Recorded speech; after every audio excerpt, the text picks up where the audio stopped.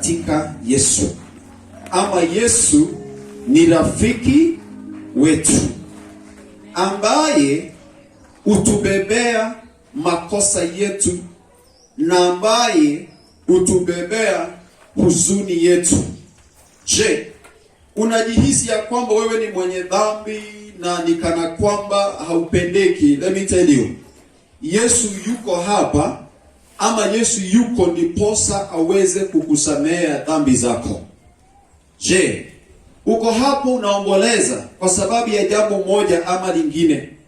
Na kuomboleza sio kwa sababu ya kupoteza uliyempenda, hata kupoteza mambo, mali, privileges ama opportunities.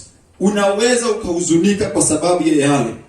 Lakini kama vile ambavyo wimbo unasema, tuko na rafiki katika Yesu ambaye anatubebea shida zetu ama dhambi zetu na pia majuto yetu, ile hali ya kuomboleza kwetu. Na mwimbaji anasema ya kwamba we have a privilege, tuko na kibali, tuko na nafasi ya kwamba tunaweza tukapeleka haya mahitaji yote, dhambi zetu na huzuni zetu katika Yesu. Bwana Yesu asifiwe sana. Tuko na privilege.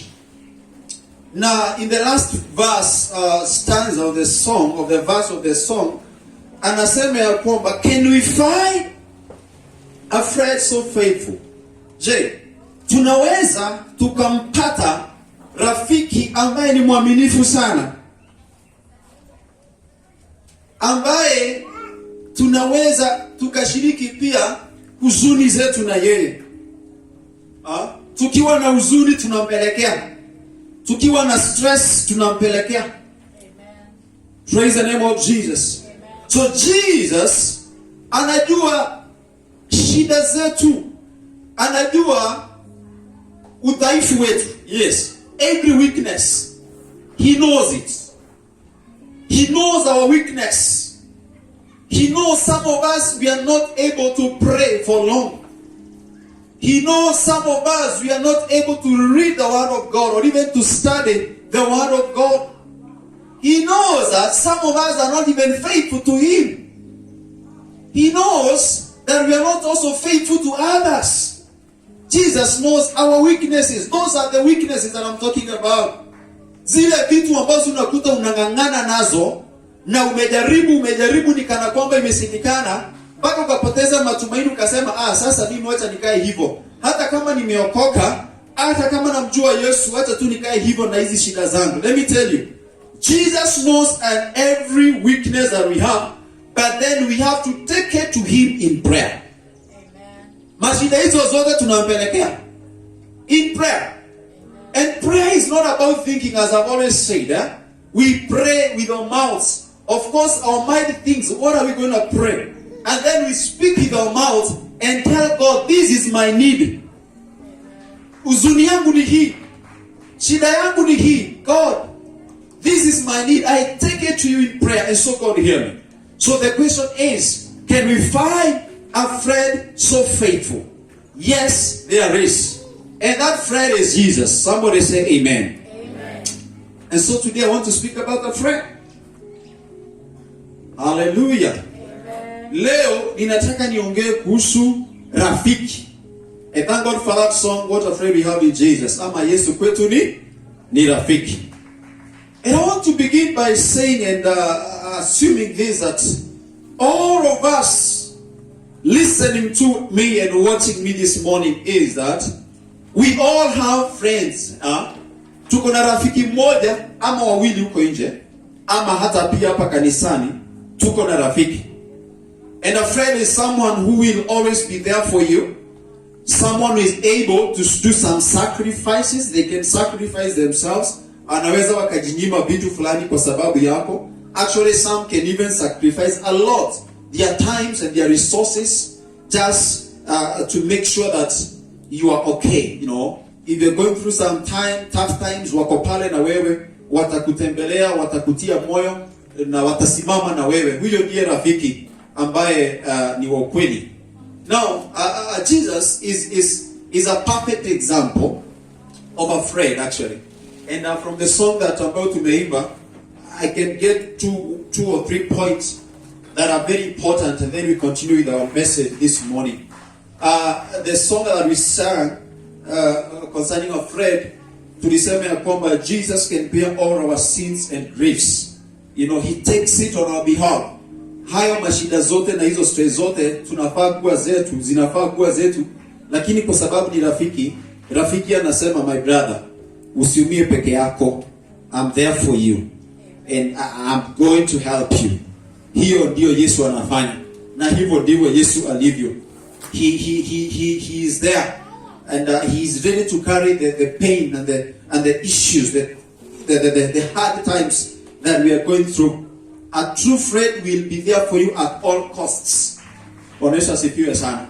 And that is the reason why unakuta ya kwamba we attend our friends' events like burials and just to encourage them. On Friday I was in Rari somewhere, huko ndani kidogo, to attend to our friends, my friends who lost her brother. And it's been a long time tujaonana na yeye, but the moment aliniambia kwamba ndugu yake amefariki, I felt I need to go and just start with this. Niwatie tu moyo. And there's nothing much I was going to do. Sikuwa naenda kubari, sikuwa naenda kuhubiri ama nini. Just to be there, just to encourage them. And that is what friends are for. You sacrifice. Bwana Yesu asifiwe sana. You can actually say, mimi wacha niumie kidogo, at least nisaidie rafiki yangu. Wacha nijinyime mahali fulani, nisimame na huyu rafiki yangu. And Jesus is an example, he's a perfect example actually of a friend.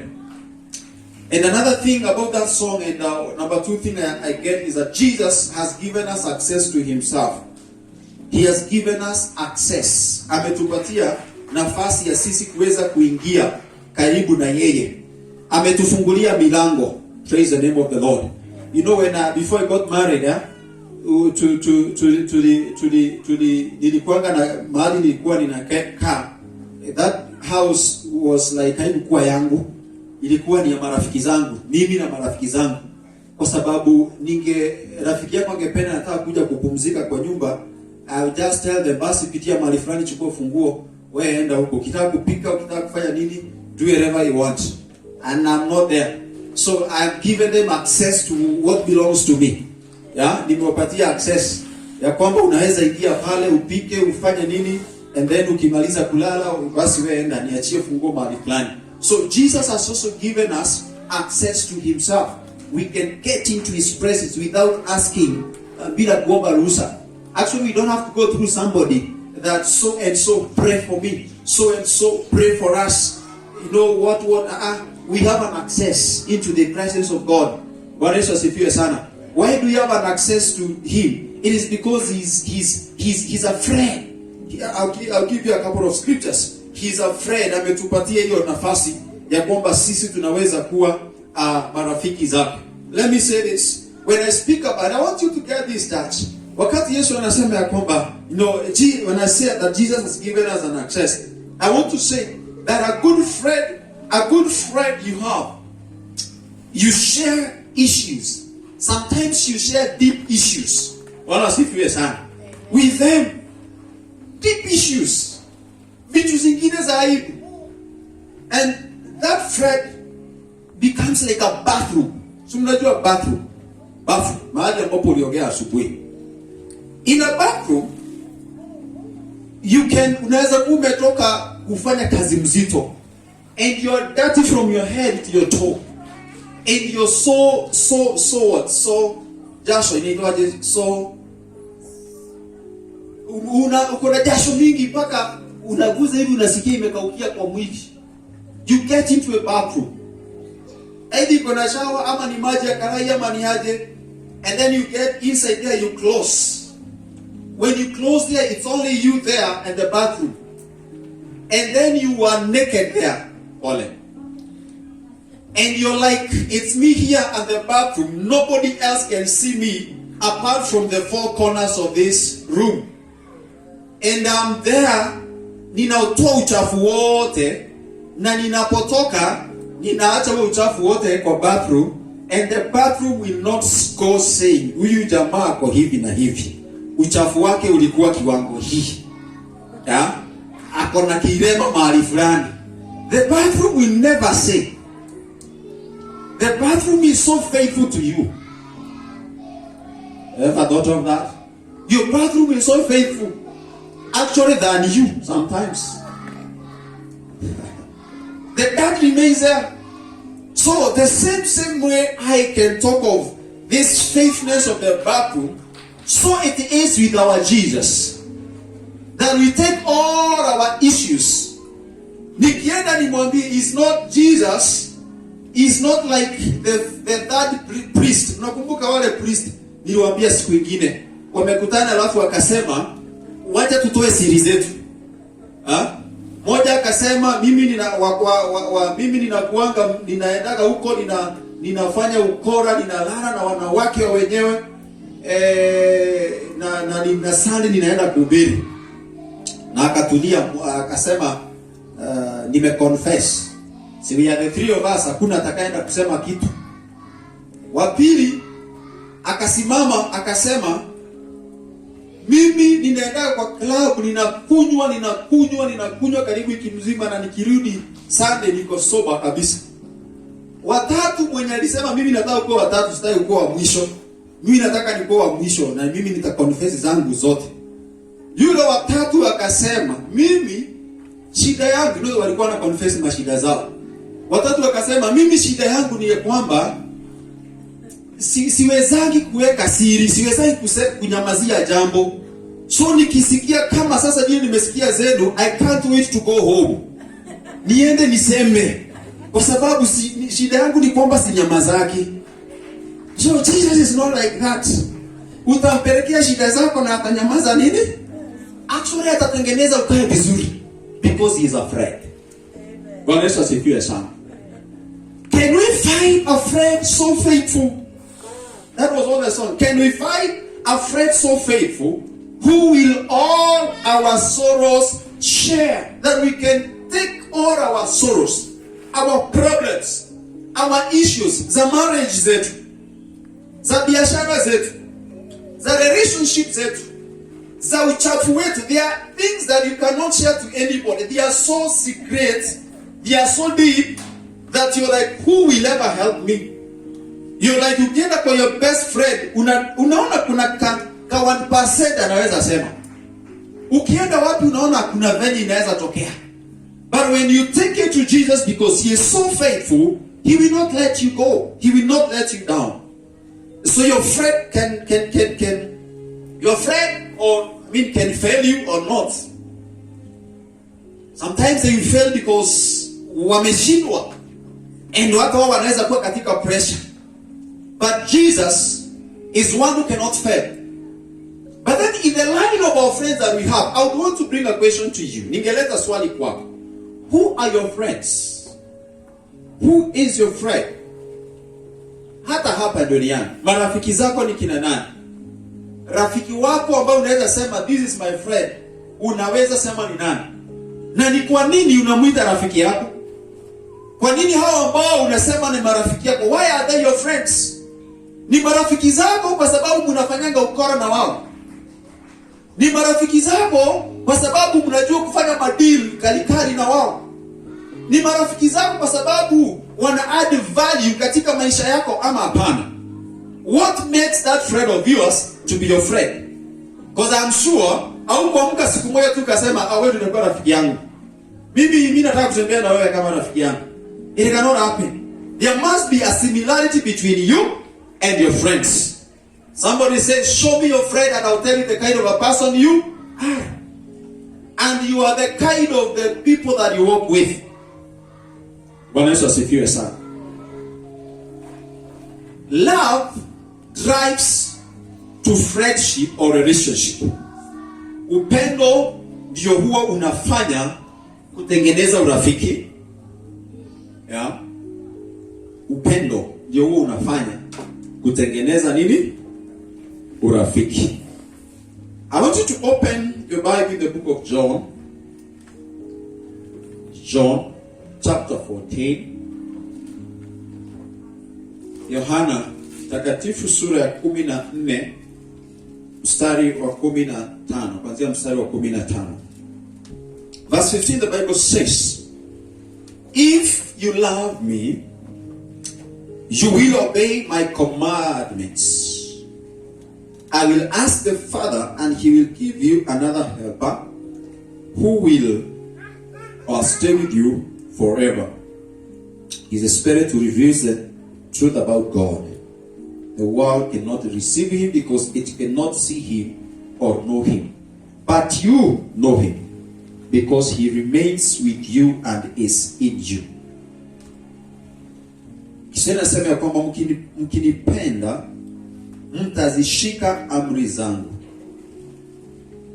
Nami nitamwambia Baba, naye atawapeni msaidizi mwingine atakayekaa nanyi milele. Praise the name of Jesus. Amen. Maneno haya, there are some other scriptures nitasoma hapo mbele kidogo. Lakini maneno haya, Yesu yuko pamoja na wanafunzi wake. Na anawazungumzia, you could sit down and have a conversation with them and speak to them about the kingdom of God and speak to them about how wataishi na watafanya kazi ya Mungu na mambo kama yale. And so he was almost leaving them. Karibu tu anaenda anawaacha. Na akawa anawapatia masharti pale ama mashauri ya jinsi ambavyo watakavyoweza kuzungumza ama kuendelea. Na katika mstari ambao tumesoma wa 15, Yesu anasema hivi. Anaongea na wanafunzi wake, the disciples and wale ambao walikuwa pale karibu naye. Anawaambia hivi, iwapo if you love me, kama mnanipenda. Haya ni maneno ya Yesu.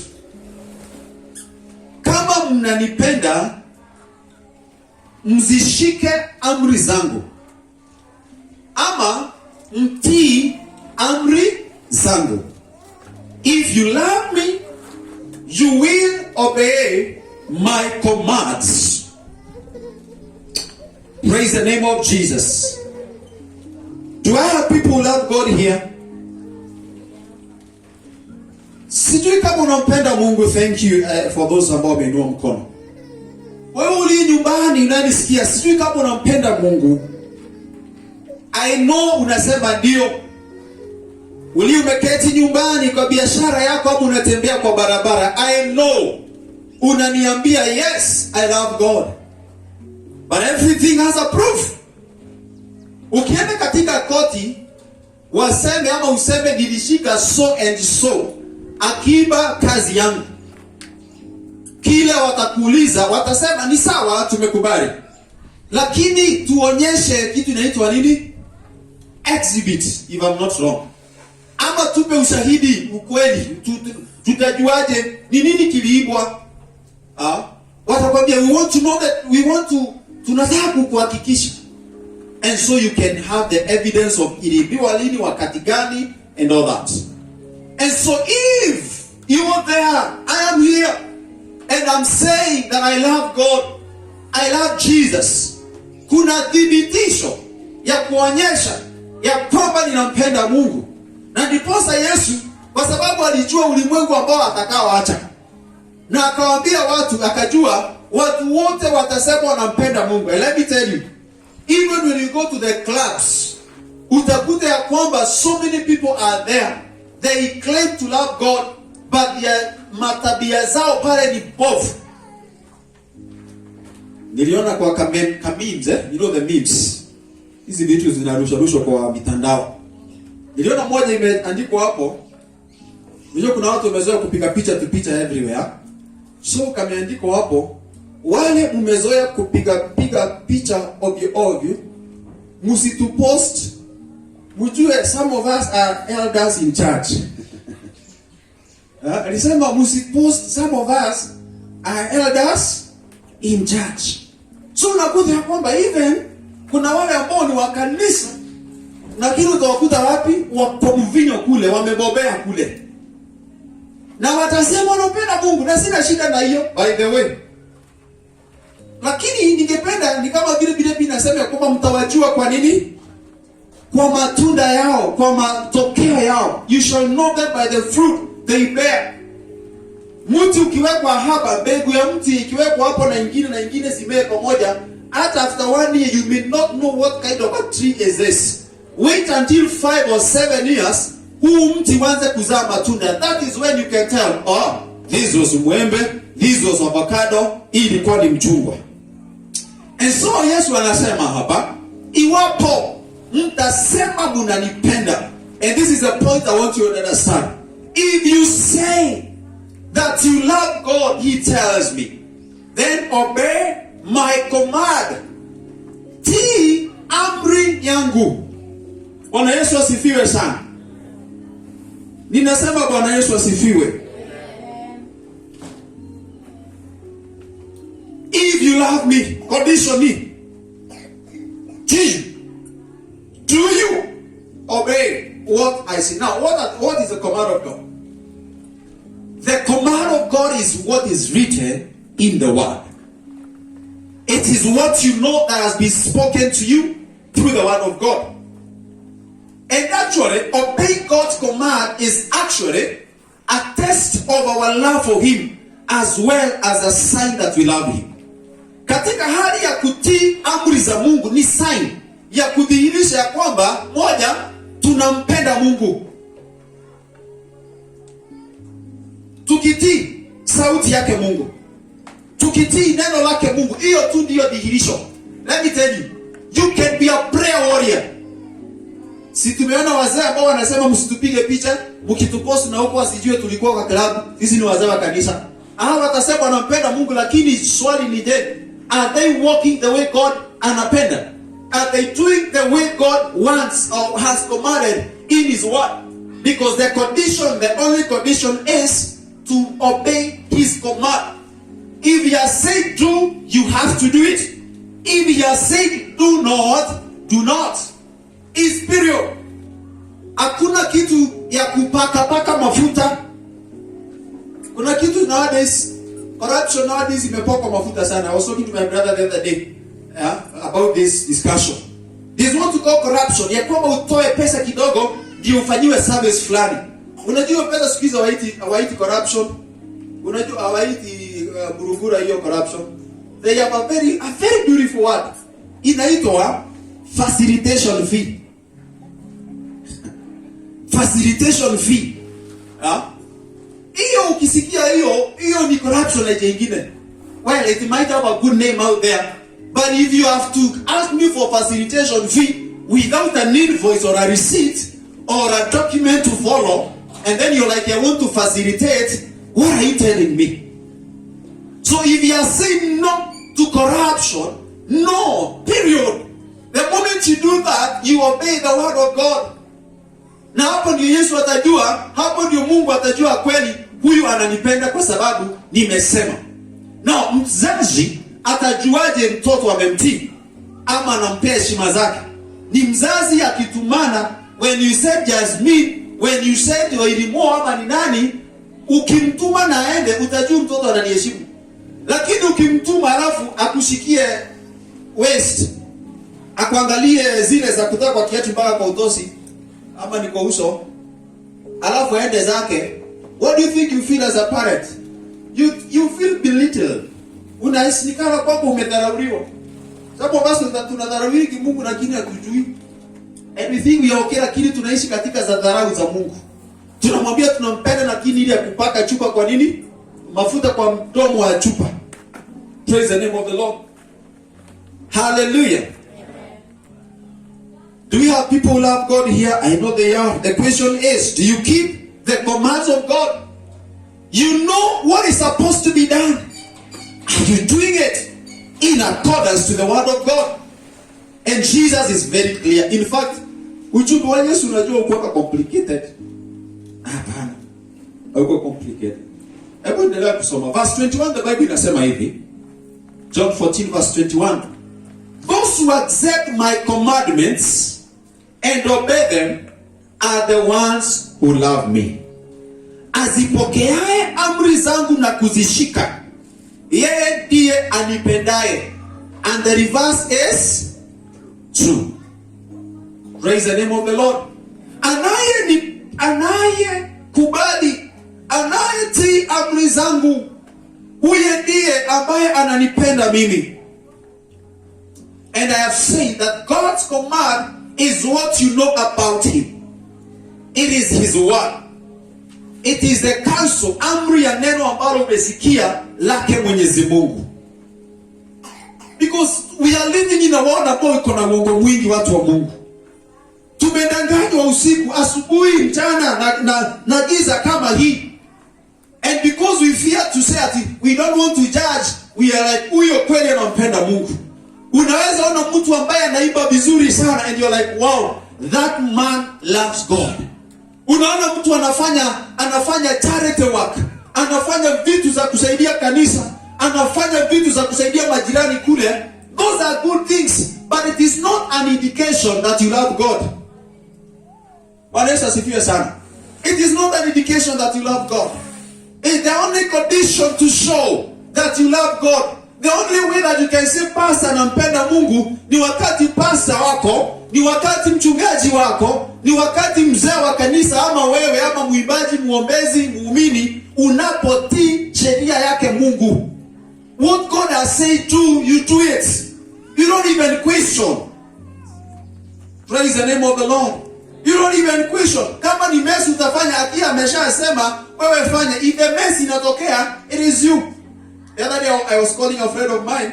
Alafu huyo rafiki yangu alikuwa na driver na muendesha kwa gari.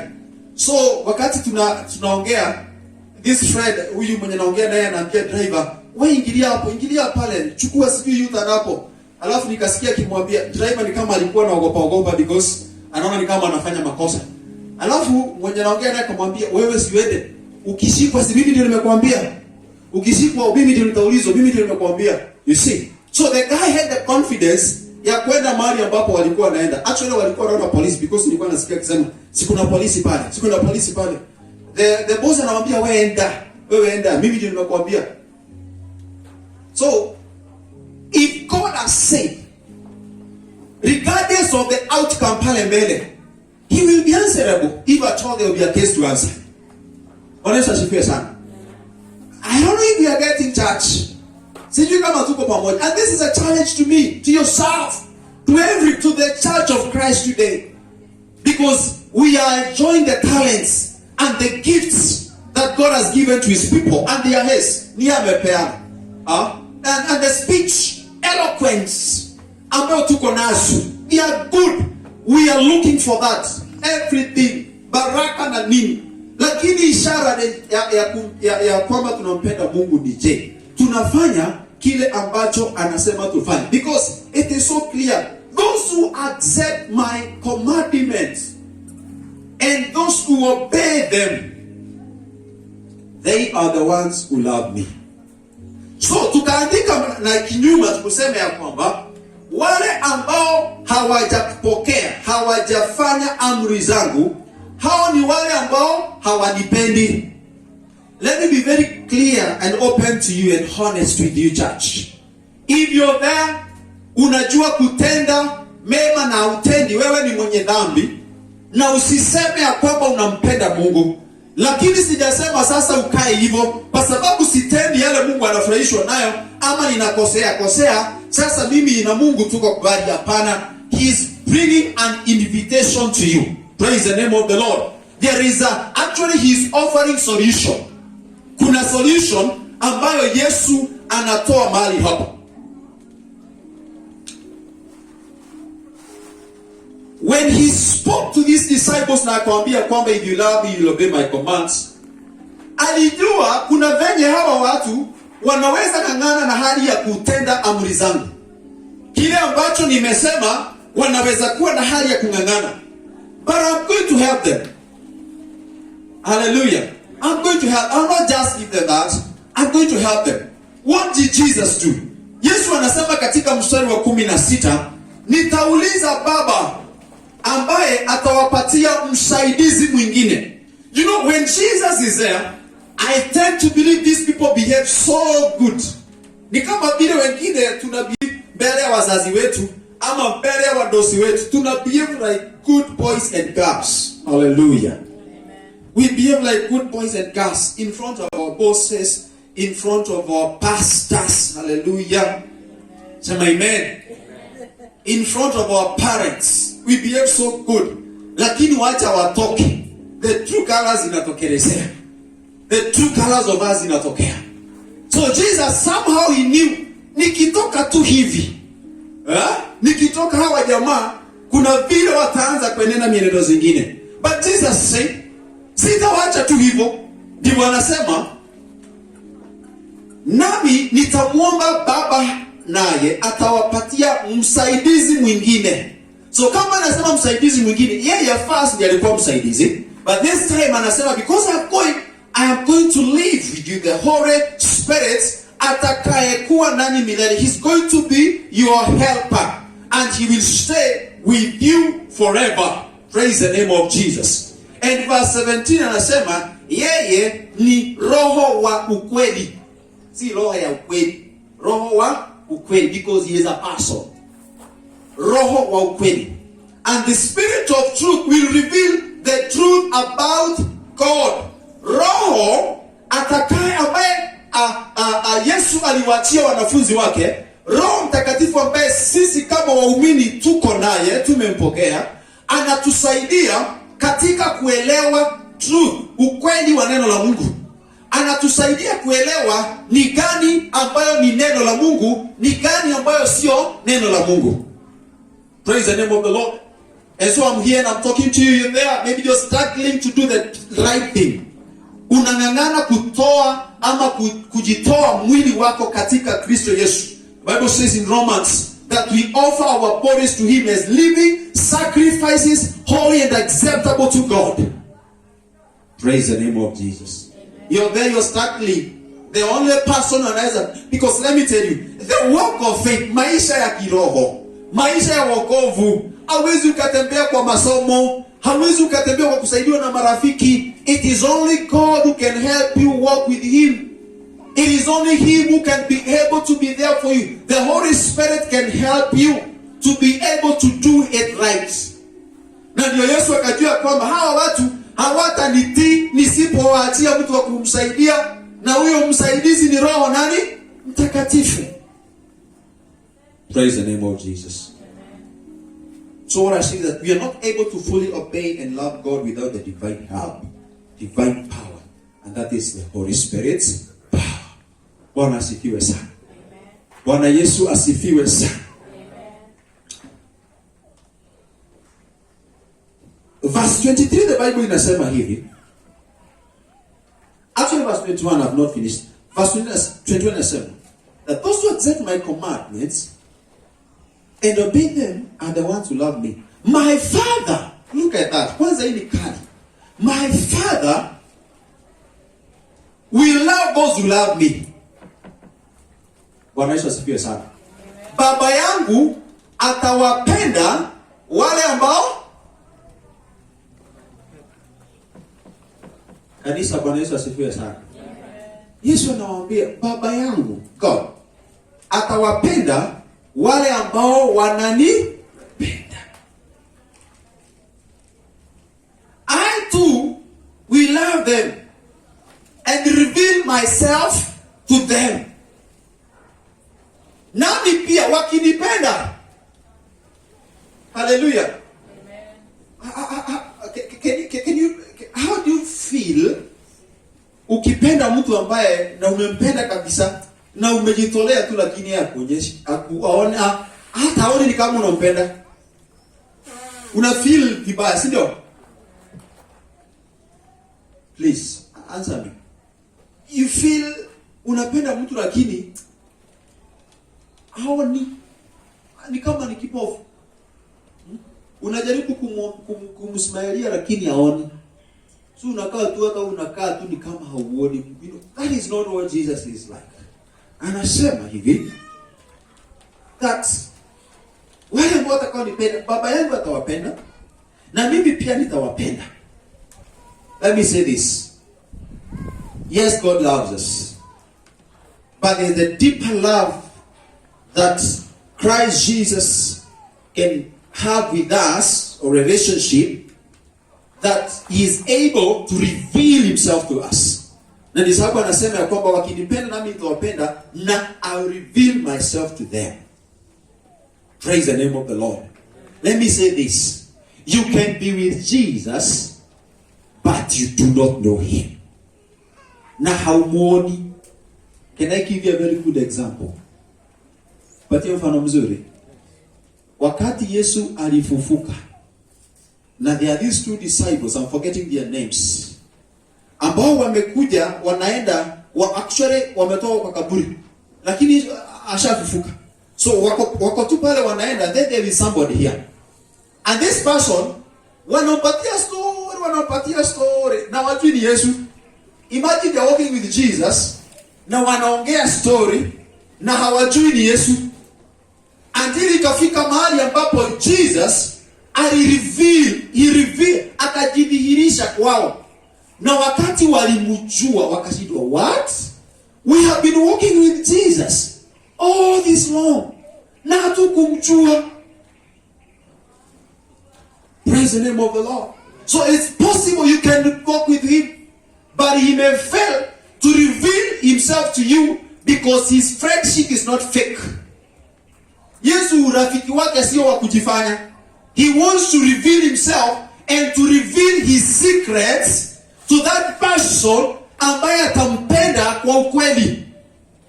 Because you can't tell me you're my friend na ninakwambia fanya hivi na ufanyi honestly.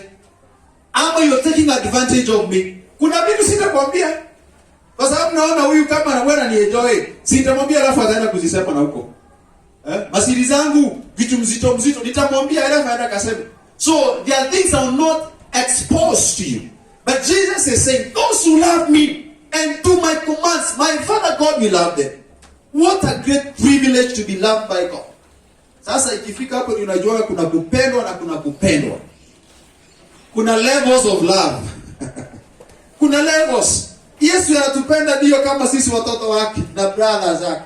But kuna yule ambaye atajidhihirisha zaidi.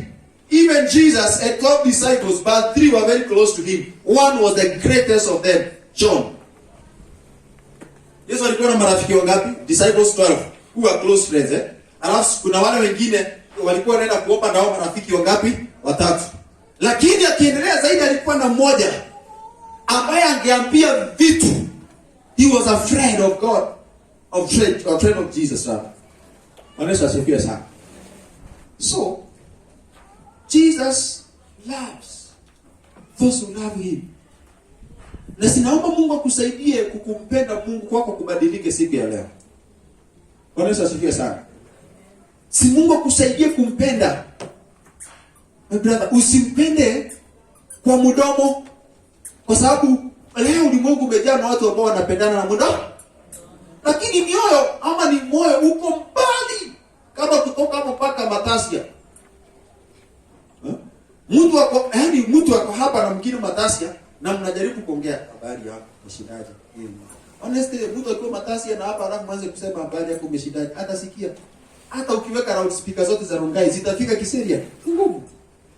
But when your heart is connected, huyu mtu hata akiwa wapi, there is that connection of the spirit. Praise the name of the Lord. Now, verse 23, the Bible says, Jesus answered him, whoever loves me will obey my teaching. It is the same. Ni vile tu anaendelea ku hata anaendelea kusema kusisitiza, whoever loves me will obey my teaching. My Father will love him, and I will come to him and live with him. Umesikia hiyo?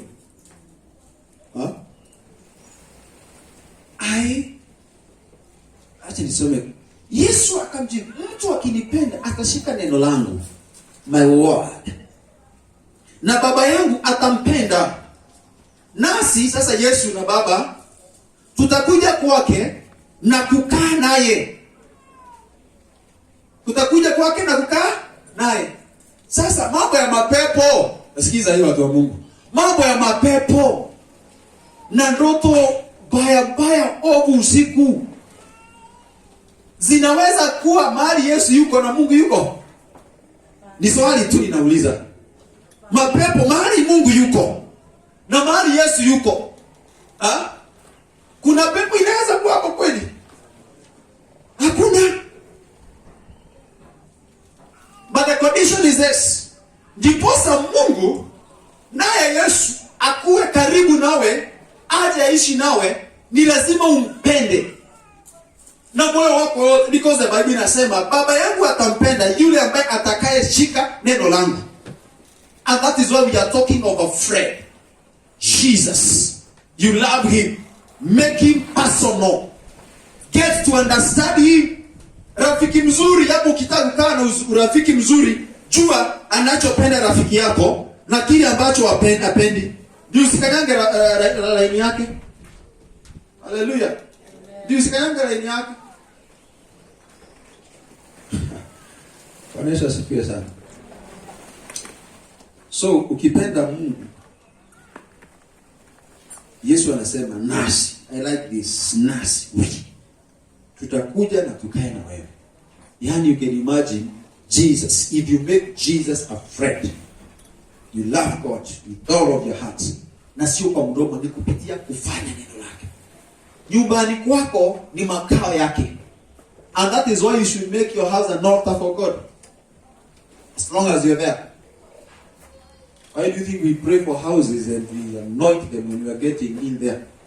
Karibisha presence ya Mungu pale. Mungu hapo ni mahali pake Mungu. Tunakaa naye pale. Ukiwa pale hakuna mapepo itakusumbua. Mahali ambapo Mungu yuko. Okay, mstari wa 24 anasema asiyenipenda hashiki neno langu, na neno mliosikia si langu, bali ni lake Baba aliyenituma. Whoever does not love me does not obey my teaching. And the teaching you have heard is not mine, but comes from the Father who sent me. Yesu anawaambia maneno yote, anawaambia sio yangu. It is God. Listen. Finally, the last scripture. The last scripture. 1 John. Huko mbele kabisa, karibu na mwisho wa Biblia yako. 1 John. And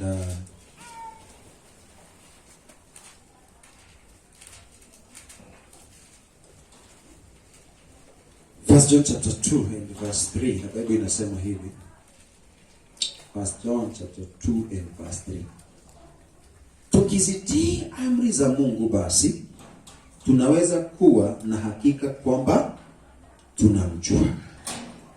If we obey God's commands, then we are sure.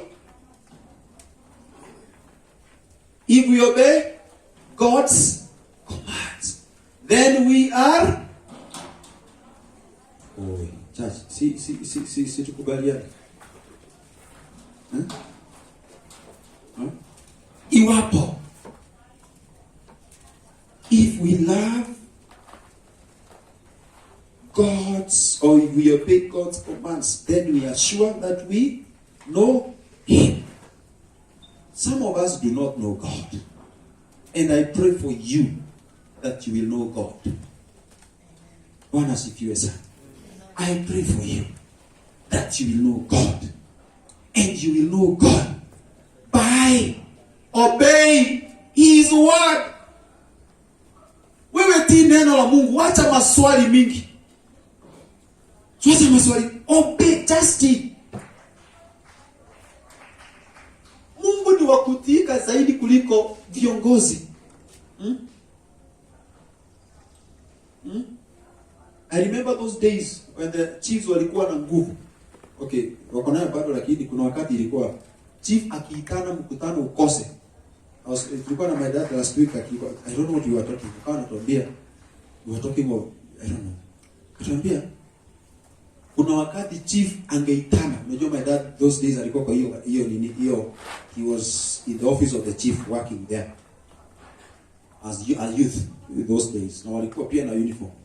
Alikuwa anatuambia youth chief angesema nataka so and so atumaniwe akuja hapa kwangu saa 5.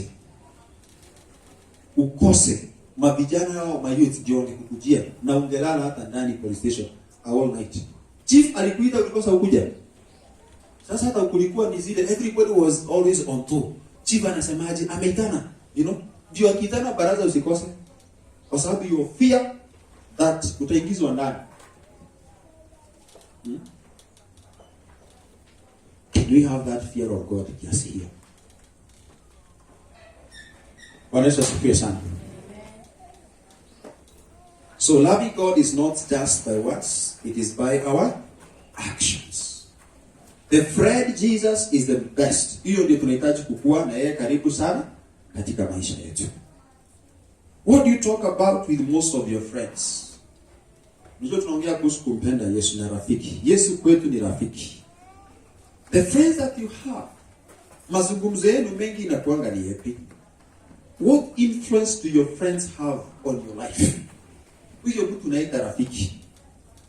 Is that friends adding any value to your spiritual life? Huyo rafiki yako anakuleta karibu na Mungu ama anakupeleka mbali? Mnapoongea kuhusu upendo, mnapoongea kuhusu kazi ya Mungu ama jamii zenu ama ni nini? Is there an indication that Christ is the center of all everything? Is Jesus the center of everything as a true friend? Si tumpende Mungu, na kama tunasema tunampenda, kile neno lake linasema tutii. Period. Hivyo tu. So mtu asikutishe na mahubiri makali. Mtu asikutishe na uombezi mkali.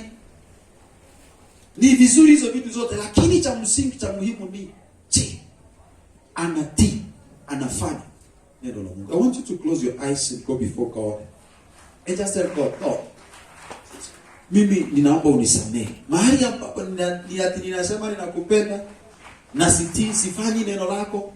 I say yes, I love you, but I don't obey your command. I am sorry, forgive me. Just go before God and tell God, forgive me. Ninasema na mdomo tu, lakini nimerealize ni story tu ninakuonga nazo. Sikupendi. Mungu nisamehe asubuhi ya leo. In the name of Jesus. Just open your mouth and tell God, help me and forgive me. Where I have just said that with my words I love you, yet I do not know. I want to know you. I want to know. The scripture ambayo tumemaliza nayo, wale tutajuaje ya kwamba tunamtii Mungu? It is only if we know his word, we follow his word. In the name of Jesus, the name above every other name. Hallelujah. We have obeyed the word of God, then we shall be like. Hakika tunamjua Mungu.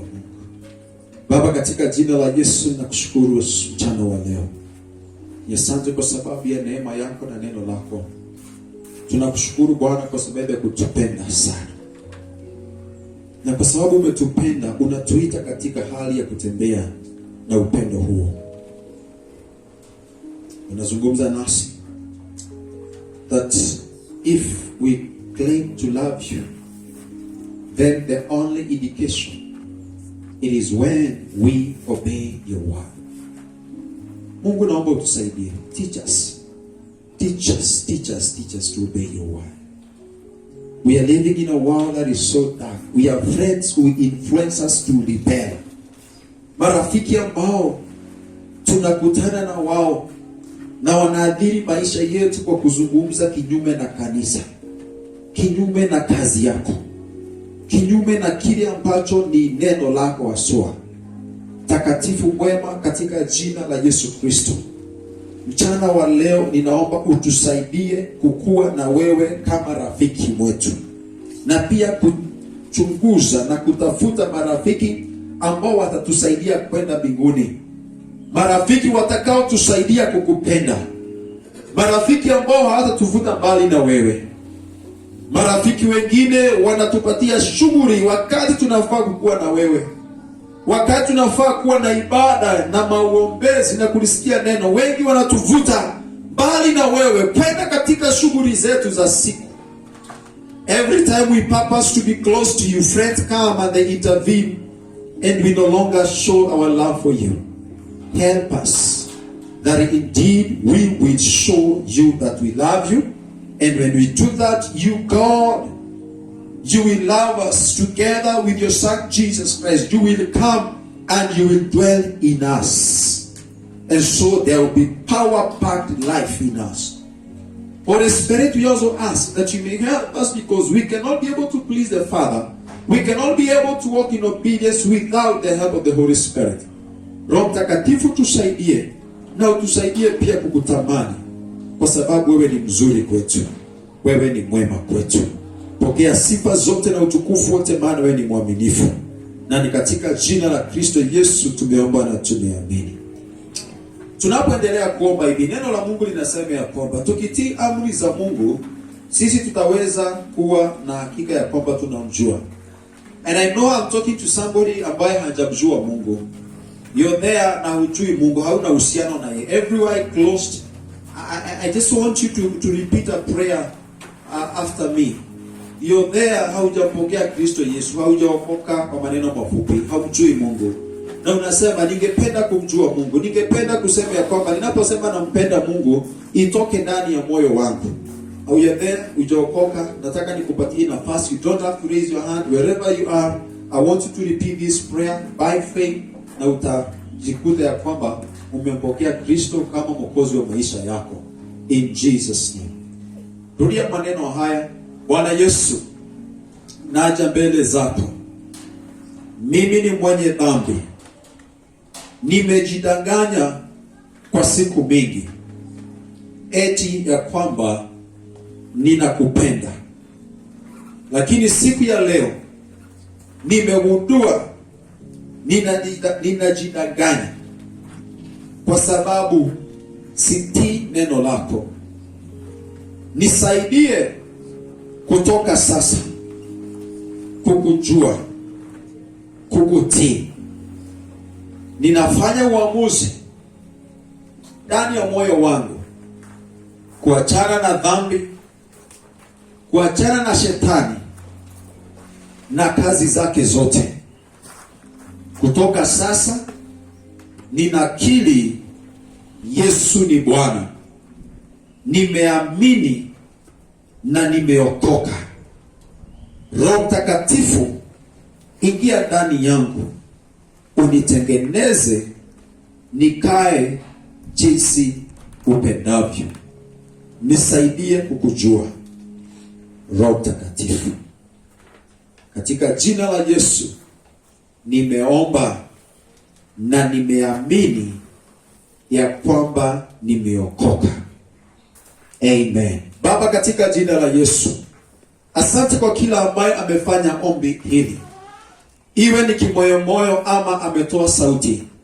Falme, katika jina la Yesu, naomba ukaendelee kuingia ndani ya moyo wa huyu mmoja ambaye amefanya uamuzi wa kuachana na dhambi, ambaye amejidanganya siku mingi ya kwamba anakupenda, lakini hafanyi neno lako. In the name of Jesus, msaidie. Na kila mmoja wetu ambao tumekutenda dhambi kwa njia moja ama nyingine, tulidhani tunakupenda lakini tunafanya uovu, tunaenda kinyume na neno lako, tusaidie kukupenda, tusaidie kulijua neno lako. Katika jina la Kristo Yesu nimeomba na nimeamini. Amen. Iwapo umefanya hilo ombi na uko hapa, kindly see me after the service or anytime nione tuweze kuongea pamoja na wewe. Ukiwa pale nyumbani, iwapo umefanya ombi hilo, tafuta kanisa ambalo li Mungu atakuelekeza katika kukua katika kiroho. And if you're within our neighborhood, we are here. Kindly come, we share the word of God together so that we can walk in this journey. Kwa sababu hatuwezi tukasema tunampenda Mungu na tutendi vile ambavyo yeye anataka. Mungu akubariki sana na neema ya Mungu ikutoshe katika jina la Yesu. Sema amen.